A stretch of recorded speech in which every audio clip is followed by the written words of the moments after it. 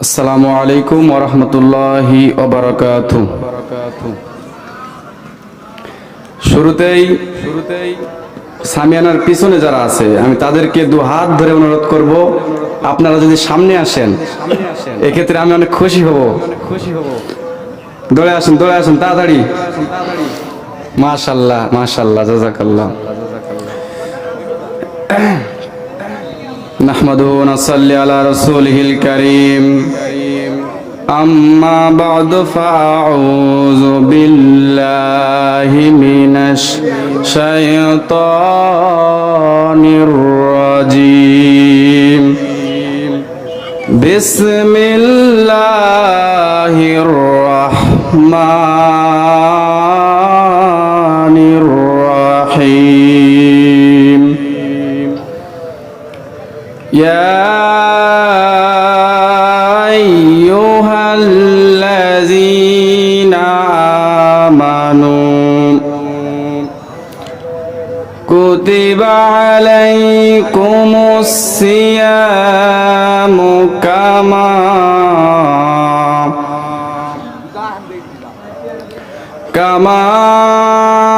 কুতিবা আলাল্লাযীনা মিন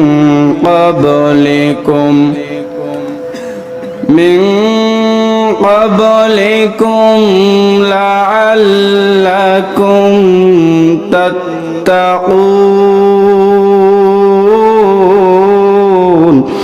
বলেন আল্লাহু আকবার।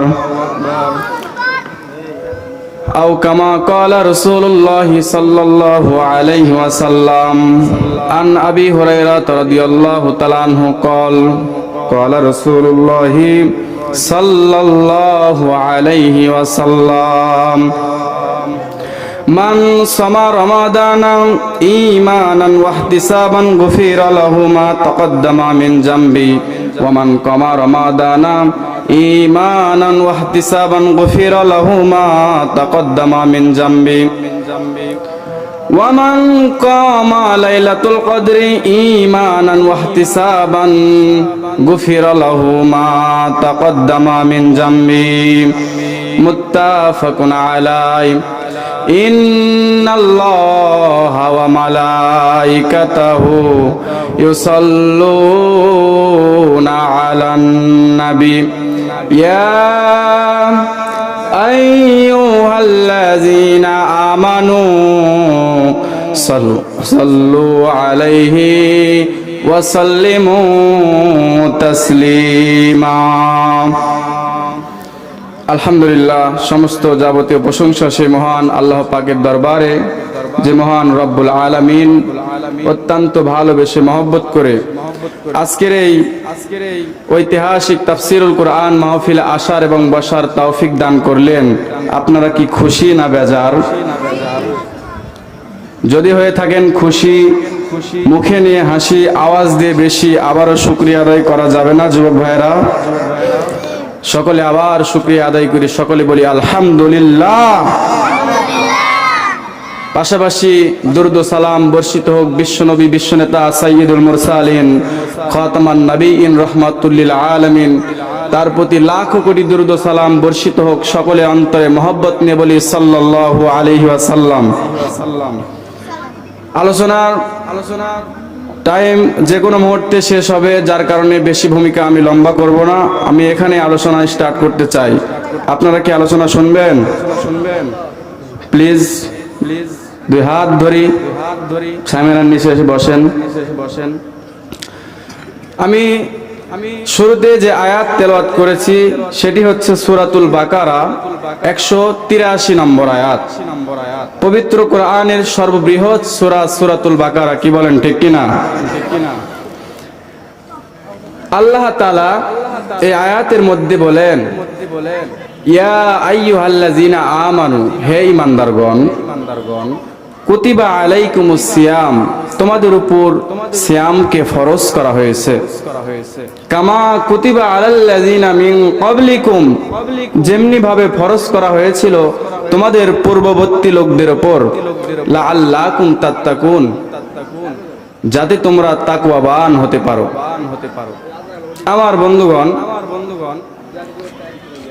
আমাদের উপর সিয়ামকে ফরজ করেছেন পূর্ববর্তী লোকদের উপর যেমনি ভাবে ফরজ করেছিলেন তেমনি ভাবে। পূর্ববর্তী লোক কারা?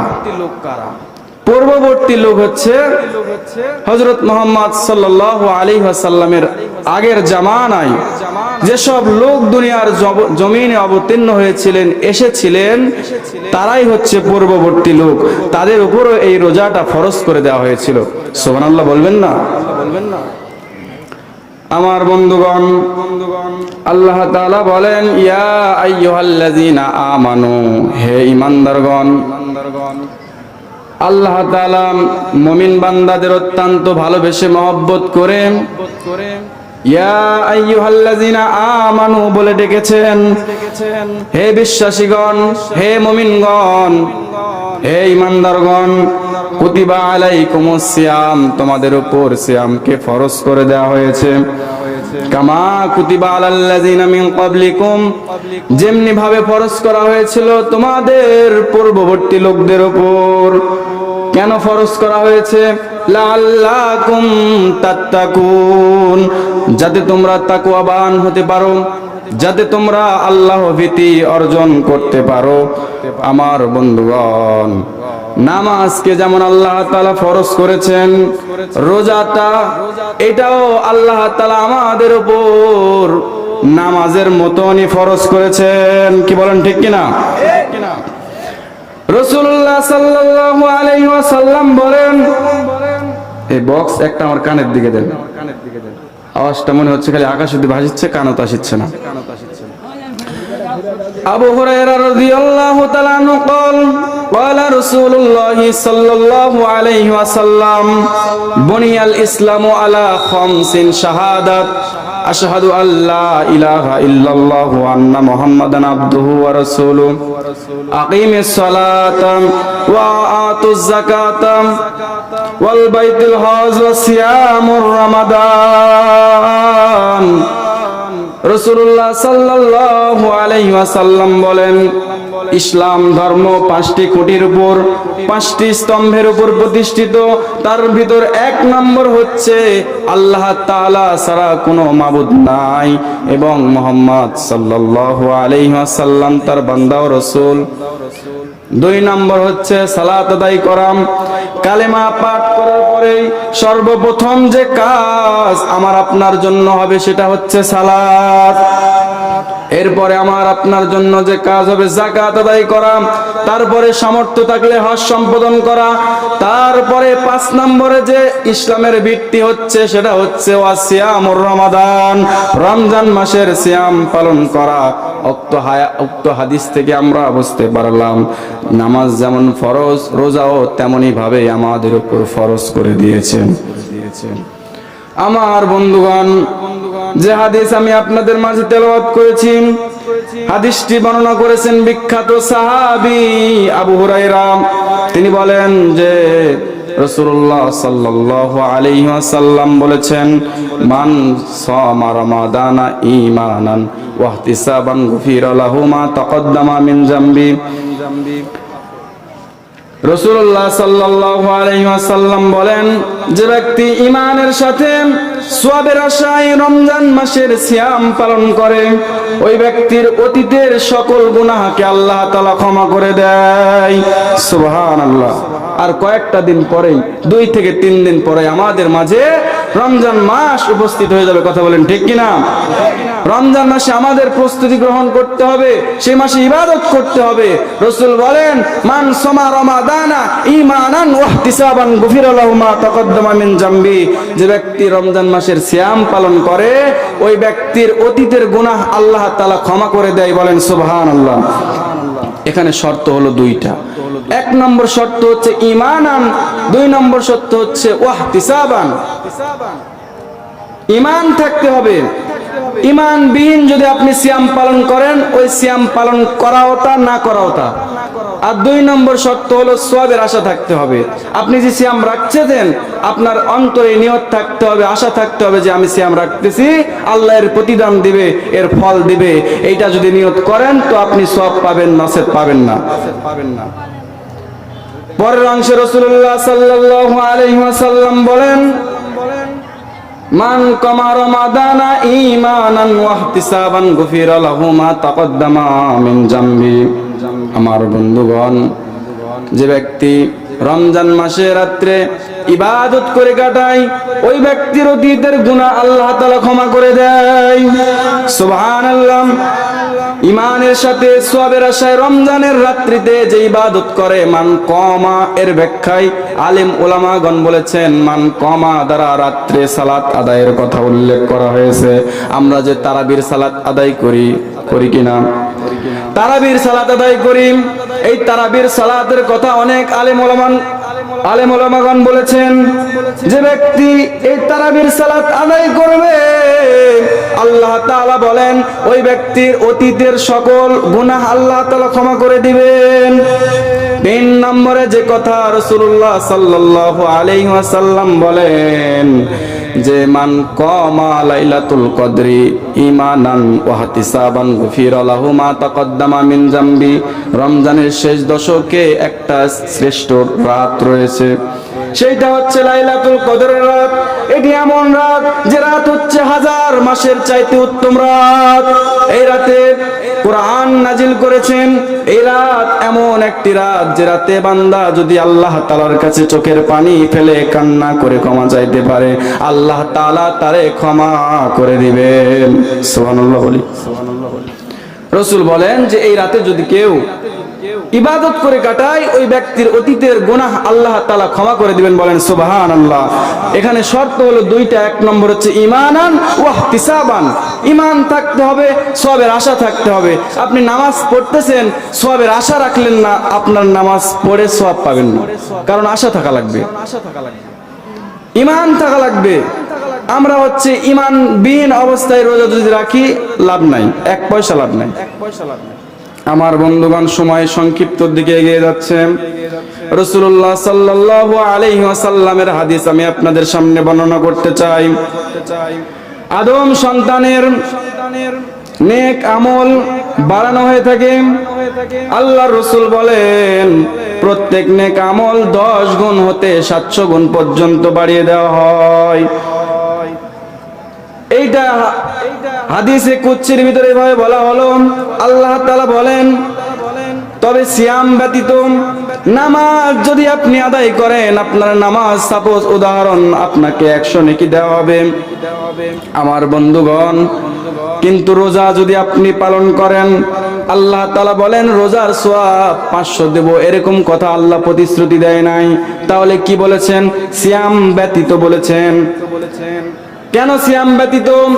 আল্লাহ তাআলা বলেন, কারণ সিয়াম হচ্ছে বান্দা আমার জন্যই রাখে।